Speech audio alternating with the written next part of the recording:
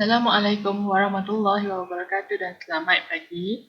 Okay, hari ini kita ada kelas pendidikan Islam untuk kelas teguh. Hari ini kita akan belajar tajuk baru iaitu unit 12 Sayyidina Abu Bakar As-Siddiq, muka surat 65. Okay, sebelum ni cikgu ada bagi latihan kan, tajuk yang sebelumnya itu sucikan dirimu berkaitan dengan mandi wajib, mandi hadas, mandi harus dan mandi sunat. Jadi hari ini kita cikgu akan masuk tajuk baru. Kita akan masuk bahagian sirah. Sirah ni berkaitan dengan sejarah Islam lah.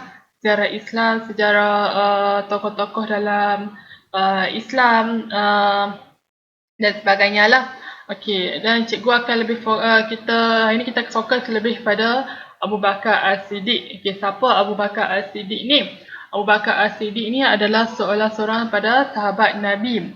Salah seorang sahabat Nabi yang sangat berwibawa, yang sangat mempunyai ciri-ciri kepimpinan dan merupakan pemimpin daripada kalangan Khulafa' Ar-Rasyidin. Khulafa' Ar-Rasyidin ni adalah selepas pemimpin yang dalam kalangan sahabat Nabi yang telah memimpin umat Islam selepas kewafatan Rasulullah SAW. Selepas wafatnya Nabi, maka umat Islam pada ketika tersebut telah dipimpin oleh pemimpin Khulafa' Ar-Rasyidin. Okey, cuba tengok muka surat 65. Okey, Abu Bakar mendapat gelaran As-Siddiq kerana beliau sentiasa membenarkan segala kata-kata tindakan Rasulullah SAW. Beliau juga sentiasa bersikap jujur dan bercakap benar. Okey, Sayyidina Abu Bakar ni asalnya merupakan sama juga macam Nabi Muhammad lah. Merupakan seorang penduduk Mekah yang menyembah berhala. Mereka menyembah berhala. Asalnya Abu Bakar ni juga menyembah berhala. Tetapi Abu Bakar ni dia bersahabat baik dengan Nabi Muhammad SAW. Sebelum Islam datang pun dia tetap bersahabat baik dengan Nabi Muhammad SAW. Pada ketika bila mana Nabi Muhammad menerima wahyu untuk wahyu pertama iaitu surah Al-Alaq, Nabi Muhammad dia berjumpa dengan Abu Bakar. Lepas dia terima wahyu tu, dia balik, dia bercerita dekat Siti Khadijah dan sebagainya. Kemudian orang yang kedua yang dia bercerita adalah Sayyidina Abu Bakar. Sayyidina Abu Bakar ketika tersebut dia mengatakan bahawa Nabi Muhammad ni adalah orang yang benar, dan takkan sesekali kata menerima musibah lah. Jadi kata bila walaupun pada ketika tersebut seluruh bangsa Arab Quraisy menentang Nabi Muhammad, Abu Bakar ni dia tetap mengatakan bahawa Rasulullah adalah orang yang benar. Dia akan mengiyakan saja segala tingkah laku Rasulullah atau segala percakapan Rasulullah walaupun benda tu tak logik. Macam contohnya semasa peristiwa Isra' Mi'raj. Semasa peristiwa Isra' Mi'raj, Nabi Muhammad SAW kan diangkat, dia naik ke langit yang ke-7. Kemudian pada malam yang sama juga Nabi Muhammad dia kembali balik ke tempat tidurnya. Bila keesokan harinya, bila Nabi Muhammad menceritakan peristiwa Isra' Mi'raj tu, dia yang mana dia pergi pergi ke langit yang ke-7 menggunakan buraq, iaitu seekor burung yang beliau tunggang lah, yang baginda tunggang. Kemudian patah balik pada malam yang sama. Peristiwa Isra' Mi'raj ni lah peristiwa di mana Nabi menerima wahyu untuk menunaikan solat.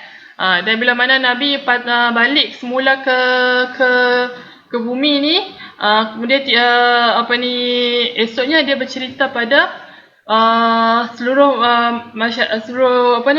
bangsa Arab lah. Kata dia terima wahyu, dia telah pergi ke langit ke-7. orang kata Nabi Muhammad gila. Orang kata Nabi Muhammad ni gila atas rewel lah. Tapi bila mana cerita ni sampai dekat Abu Bakar As-Siddiq, dia kata betul. Dia kata dia percaya Nabi Muhammad menerima wahyu dan telah pergi ke telah naik ke langit ke yang ketujuh. Walaupun semua umat Islam sendiri pun ada yang meragui apa bercerita Nabi Muhammad, tapi bila mana sampai ke telinga Abu Bakar As-Siddiq, dia tetap mengatakan bahawa Nabi Muhammad adalah orang yang benar. Nabi Muhammad tidak pernah bercakap bohong dan dia percaya bahawa Nabi Muhammad telah pergi ke langit yang ketujuh untuk menerima wahyu pada Allah dan kembali semula pada malam yang sama. Okey, itu peristiwa yang salah satu peristiwa lah yang menunjukkan bahawa Abu Bakar As-Siddiq ni merupakan seorang yang membenarkan kata-kata Nabi. As-Siddiq tu pun maksudnya membenarkan. Macam kata sini kan, dialog ni kata Abu Bakar mendapat gelaran As-Siddiq kerana beliau sentiasa membenarkan segala kata-kata dan tindakan Rasulullah SAW. As-Siddiq tu maksud membenarkan. Okey, Abu Bakar ni juga adalah merupakan bapa mentua Nabi tau. Dia merupakan sahabat dan juga bapa mentua kepada Nabi Muhammad SAW. Kita tengok seterusnya muka surat 66. Okey, ini adalah pantun. Tapi dalam pantun ini ada menceritakan tentang biodata Abu Bakar As-Siddiq. Okey, Abu Bakar As-Siddiq. Kita tengok, kita baca pantun ini sama-sama ya. Okey, kitab dibuka buat rujukan, ilmu disuluh sahabat taulan. Abu Bakar As-Siddiq nama julukan, menjadi sejarah sepanjang zaman. Okey, Abu Bakar As-Siddiq nama julukan. Julukan ni maksudnya gelaran dia. Abu Bakar As-Siddiq. Okey. Azan subuh alunan sunnah, tersentuh hati kalimah benar. Khalifah pertama pilihan ummah, Abdullah bin Abi Hafah nama sebenar. Nama sebenar Abu Bakar As-Siddiq adalah Abdullah bin Abi Quhafah. Itu adalah nama sebenar dia. Nama gelaran dia Abu Bakar As-Siddiq. Kamu kena ingat nama sebenar dia adalah Abdullah bin Abi Quhafah. Dan nama gelaran dia Abu Bakar As-Siddiq. Okey, tinta emas nama diukir, dalam hati tersemah indah. Tahun 572 Masihi dirinya lahir di tanah Mekah, bumi bertuah. Nabi Muhammad lahir pada tahun 570, Nabi Abu Bakar 572. Harta melimpah, peribadi memikat, hidup beramal sentiasa sihat, jadi pedagang kejaya hebat, bantu umat silaturahim terpahat. Sama juga macam Nabi Muhammad, pekerjaan Abu Bakar As-Siddiq adalah pedagang. 63 tahun usia penuh keimanan, bintang hilang sering dikenang, sahabat taulan rasa kehilangan, wafat khalifah tokoh gemilang. Okey, maksudnya kat sini kamu cuba kira 572 tambah 63. Ini adalah usia Abu Bakar As-Siddiq, dia wafat iaitu pada tahun 635 Masihi. 35 Masihi lah. Itu tarikh tahun kewafatan Nabi, tahun kewafatan Abu Bakar As-Siddiq. Okey, ini adalah biodata Abu Bakar As-Siddiq. Okey, biodata dia. Okey, ini adalah biodata Abu Bakar As-Siddiq. Kita tengok muka surat yang seterusnya. Okey, kepribadian Abu Bakar As-Siddiq. Okey, peribadi unggul lah. Ni dalam konteks nasyid, tapi cikgu tak apa cikgu bacakan. Okey, Abu Bakar As-Siddiq nama gelaran sebab tadi cikgu kata dia punya nama sebenar adalah Abdullah bin Abi Quhafah. Itu nama sebenar, tapi gelaran dia Abu Bakar As-Siddiq. Nabi Muhammad dia panggil Abu Bakar As-Siddiq, Abu Bakar As-Siddiq, ataupun dia panggil As-Siddiq. Itu gelaran yang Nabi berilah pada Abdullah bin Quhafah ni. Dia panggil Abu Bakar ataupun panggil As-Siddiq pada sahabat dia. Okey, merupakan sahabat Nabi yang paling akrab. Perjalanannya penuh berkat terkesan di dalam hati umat. Okey. Merupakan seorang yang mempunyai minda cerdas dan ilmu yang tinggi, bijak Al-Quran dan juga sunnah, sering musyawarah, tiada jemu, akhirat dicita sehingga mati. Sentiasa seorang yang sangat mencintai akhirat. Dia dunia ni bagi dia tak ada apa pun. Itu adalah Abu Bakar As-Siddiq. Okay, sifatmu keberanian, sifatmu kekuatan, sifatmu sungguh dermawan, membentuk persaudaraan.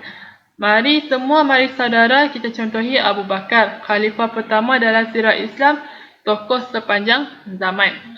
Ini merupakan Abu Bakar As-Siddiq merupakan tokoh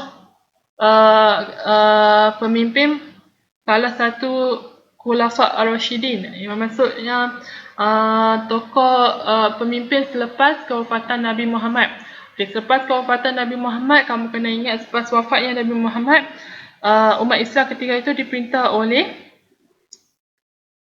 4 sahabat Nabi. 4 sahabat Nabi yang bermula dengan Abu Bakar As-Siddiq inilah. Kemudian Umar Al-Khattab, kemudian Abdul Rahman, Sayyidina Ar-Rahman, Sayyidina Ali. 4 sahabat Nabi ni menjadi pemimpin selepas kewafatan Nabi. Lepas habis riwayat keempat pemimpin ni, barulah umat Islam diperintah oleh sistem pemerintahan berajak. Lepas Khulafa Ar-Rasyidin diperintah oleh Osmaniyah, pemerintah Osmaniyah dan sebagainya lah. Itu yang kita kena lebih mendalami lah. Okey, kemudian cuba tengok muka surat 68. Abu Bakar As-Siddiq merupakan pemimpin yang wajar diteladani oleh pemimpin masa ini. Sumbangan beliau menjadi sejarah dalam perjuangan Islam. Ya. Sumbangan Abu Bakar As-Siddiq sampai sekarang kita masih merasai akibat perbuatan beliau pada ketika tersebut. Kita dapat manfaat sampai sekarang. Kita tengok antara sumbangan yang besar lah. Ini antara sumbangan yang besar. Bukan yang ini saja, sebenarnya banyak. Tapi ini adalah antara sumbangan besar Sayyidina Abu Bakar As-Siddiq yang pertama menjadi khalifah pertama selepas kewafatan Rasulullah SAW. Kedua, berusaha untuk mengumpul ayat-ayat Al-Quran. Ya, bila mana Nabi Muhammad wafat, dia tak tentukan, dia tak bagi tahu siapa yang akan jadi pewaris kepimpinan dia. Dia tak bagi tahu.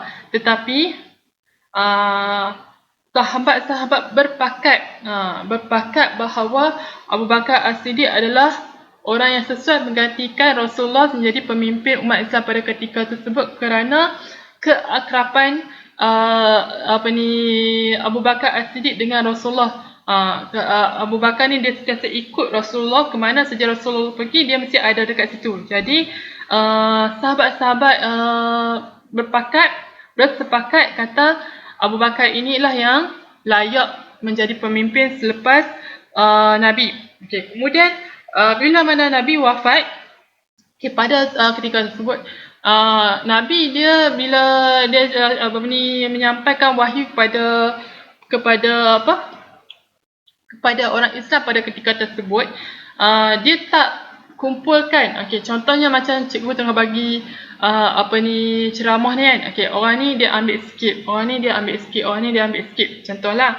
Okey, kemudian tapi benda tu tidak dikumpulkan sekali. Dia kata berselerakan, tidak dikumpulkan sekali, tidak dibukukan sekali. Tak ada naskah Al-Quran macam yang kamu jumpa sekarang ni. Tak. Ayat-ayat Al-Quran tu berterabur di mana-mana saja. Maksudnya orang ni ada ambil sikit, orang ni ambil sikit, orang ni ambil sikit.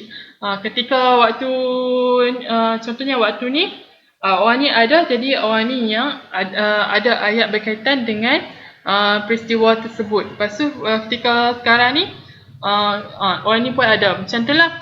Dia ayat Al-Quran masih lagi berselerakan, masih lagi berterabur lah.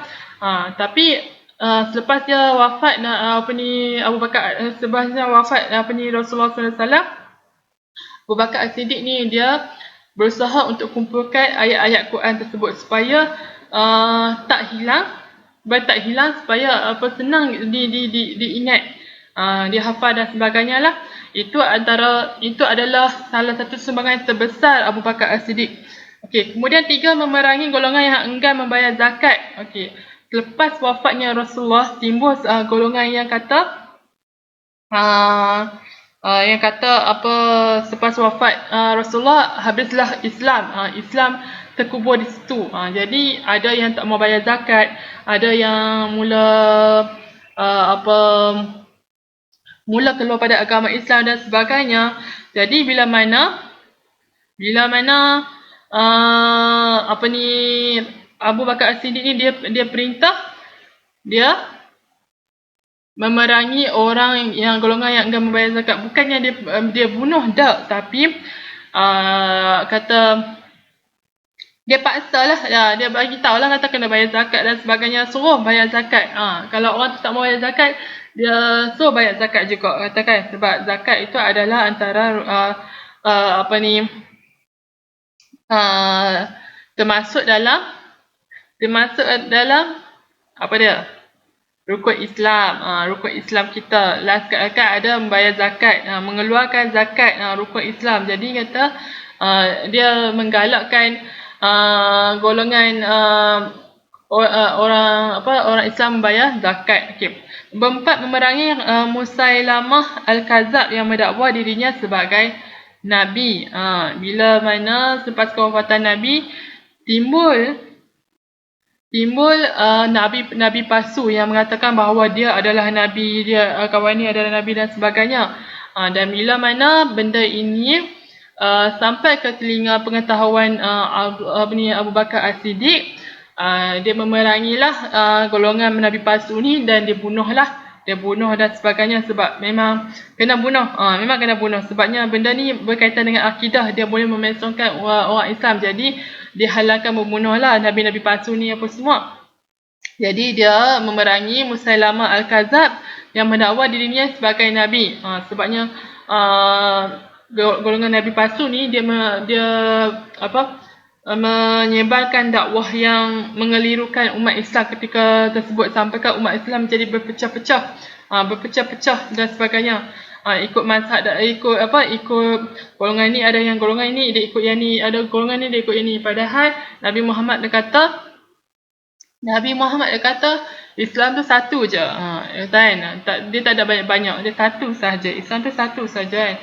Tapi lepas kewafatan Nabi Muhammad SAW, berlaku umat Islam mula nampak macam nak berpecah-pecah. Jadi kata Abu Bakar ni dia perang Nabi palsu ni. Okey. Sumbangan Abu Bakar As-Siddiq. Okey, yang pertama sekali. Okey, yang ni sama je. Yang ni sumbangan Abu Bakar As-Siddiq. Okey. Jadi untuk hari ni apa yang cikgu nak kamu buat adalah kita buat nota dulu. Okey. Cikgu akan tunjuk macam mana nak buat. Tengok muka surat 65 ni. Tengok muka surat 65.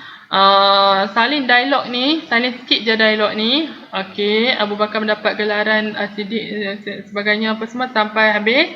Kemudian tengok yang muka surat 66 yang pantun tu. Yang pantun ni, okey. Kamu tak perlu salin pantun ni, tapi kamu salin dia punya biodata dia. Contohnya kat sini, okey, kamu tulis ni nama gelaran. Dia kan tulis sini nama gelaran Abu Bakar As-Siddiq.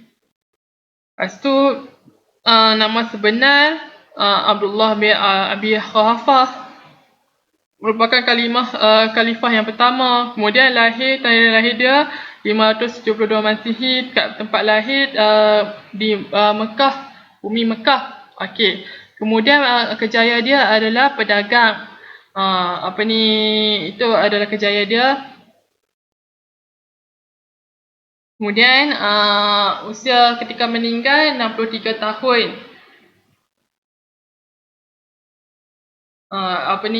Tarikh ketika meninggal kamu carilah lepas 522 tambah nombor 3 ni berapa dia punya tarikh kan. Macam tu lah. Okay, nanti cikgu akan bagi tahu lebih detail lah macam apa yang kamu nak kena cari tu.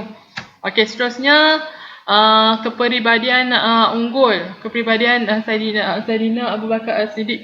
Tak perlu salin nasyid ni, kamu cuma cari dia punya kepribadian dia saja. Contohnya sahabat Nabi yang paling akrab. Kemudian minda cerdas, bijak Al-Quran dan Sunnah, sering musyawarah tiada jemu, mencintai akhirat dicinta sehingga mati. Lepas tu berani, kekuatan, seorang yang dermawan, sifatnya membentuk persaudaraan. Kemudian lagi apa? Tak ada dah. Itu kamu senaraikan saja, tidak perlu kamu tulis satu nasyid ni. Sebabnya nanti kita nak buat soalan senang, kamu tahu itu adalah sifat dia kan. Okey, kemudian sumbangan pula. Sumbangan ni kamu salin je lah macam ni. Salin macam ni saja, tak perlu kamu ubah apa-apa pun. Okey. Okey, itu saja untuk hari ini. Jadi untuk hari ini kamu buat nota muka surat 65 sampai 68 tahajud. Okey ya. Kalau tak ada apa, cikgu sudahi kelas cikgu dengan wabillahi taufiq wal hidayah. Wassalamualaikum warahmatullahi wabarakatuh.